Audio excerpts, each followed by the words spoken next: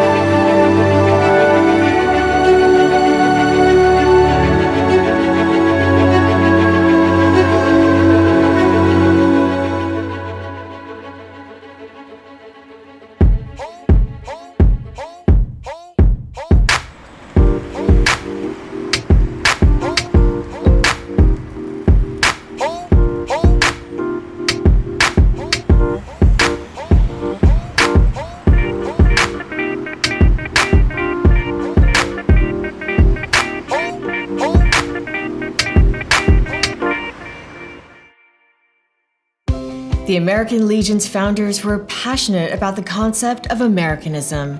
In the early 20th century, when many U.S. residents were new immigrants from foreign countries, it became clear to the founders during World War I that many Americans not only needed to learn how to fight, but what they were fighting for. Many of the earliest troops did not speak English as a first language. Even more could not read or write at all, making it difficult to understand military regulations and follow orders. Soon after the American Legion was formed in March 1919, the founding members were infuriated by so-called alien slackers who avoided wartime service because they never obtained U.S. citizenship, no matter how long they lived in the United States. Nearly 117,000 Americans had died in the war, while immigrants who did not become U.S. citizens disqualified themselves from service.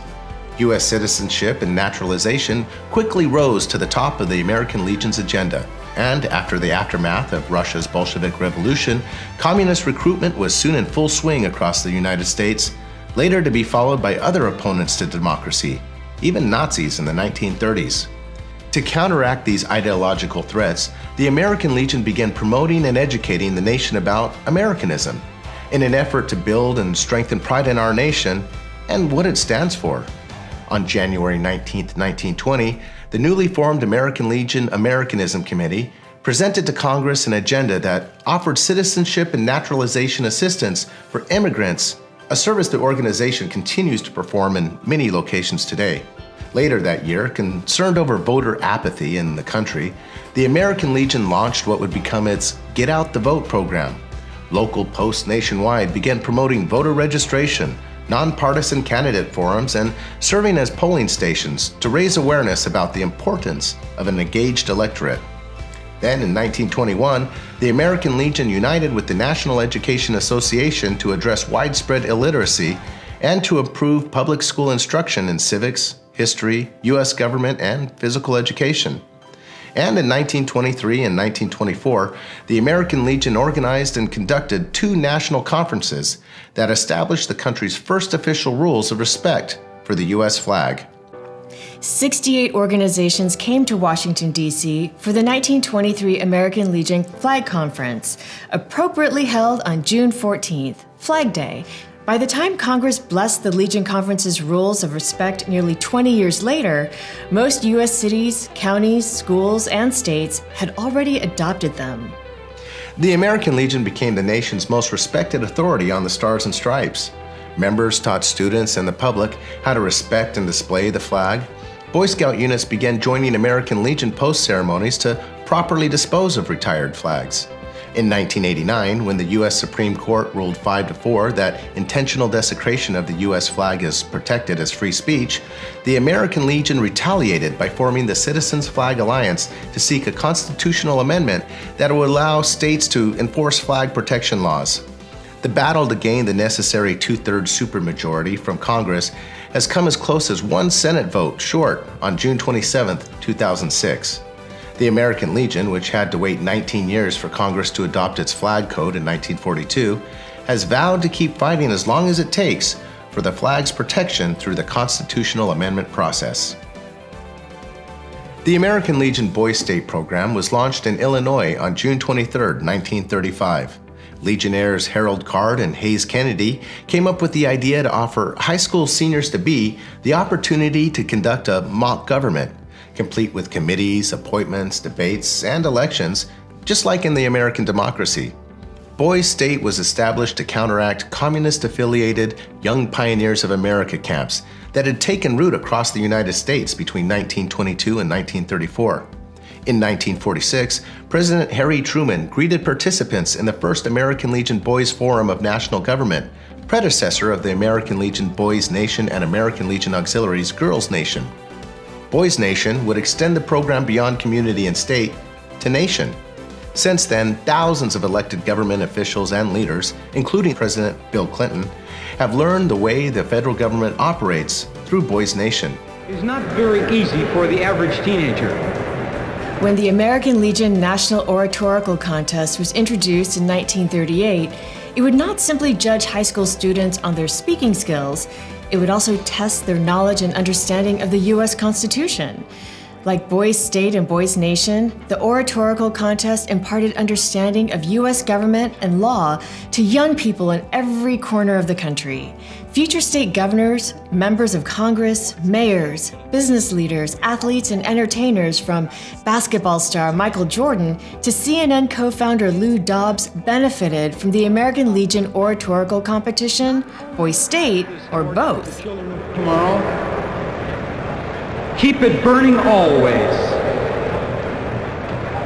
With God's help, this flame of freedom shall live eternally. American Legion youth programs under Americanism have evolved in multiple ways through the years, typically starting at community post and growing to state and national status from there. The National American Legion Junior Shooting Sports Championships that began in 1991 at the Olympic Training Center in Colorado can be traced back to 1929, when national resolutions were passed authorizing the formation of marksmanship teams for all ages at post and departments. Within 1 year of that national authorization, the number of American Legion rifle clubs grew to 188 nationwide. Then and now, the program was built on sportsmanship, skill development, discipline, and gun safety. The American Legion has been a steadfast supporter of the men and women who enforce laws in communities, state, and the nation. In 1997, that support was expressed by the beginning of a National Law Enforcement Officer of the Year award. The American Legion's Junior Law Cadet program, to promote order, respect for law enforcement, and training for high school students, arose from local post and department programs through the decades. In 2011, the program came under the oversight of the National Americanism Commission, where it was renamed the Youth Cadet Law Enforcement Program, aimed to teach discipline, respect, and leadership skills to young people. Such wide-ranging programs have fit into the American Legion's definition of Americanism since 1919. And the very first youth program the American Legion supported by resolution came before there was an Americanism committee or commission to oversee it. Boy Scouts of America. Passed on November 12, 1919, the resolution stated, "The American Legion heartily commends the principles and achievements of the Boy Scouts and recommends that each post assist the Scout troops in its community in whatever manner practicable." Programs and initiatives may have changed over the years, but the American Legion's definition of Americanism has stayed true to its original meaning. It all comes back to an appreciation of U.S. citizenship, pride and active participation in the democracy veterans vowed with their lives to defend. The immigration and naturalization process is a part of it. So are respect for the U.S. flag, the right to vote, our nation's system of laws and those who enforce them. Included are youth programs that promote healthy competition, understanding of the Constitution, justice, freedom, and democracy. In the great melting pot of the United States, the American Legion has made a sacred duty of advancing the principles of Americanism ever since the organization's founders came home from war, knowing it takes something more than weapons and troops to strengthen a nation.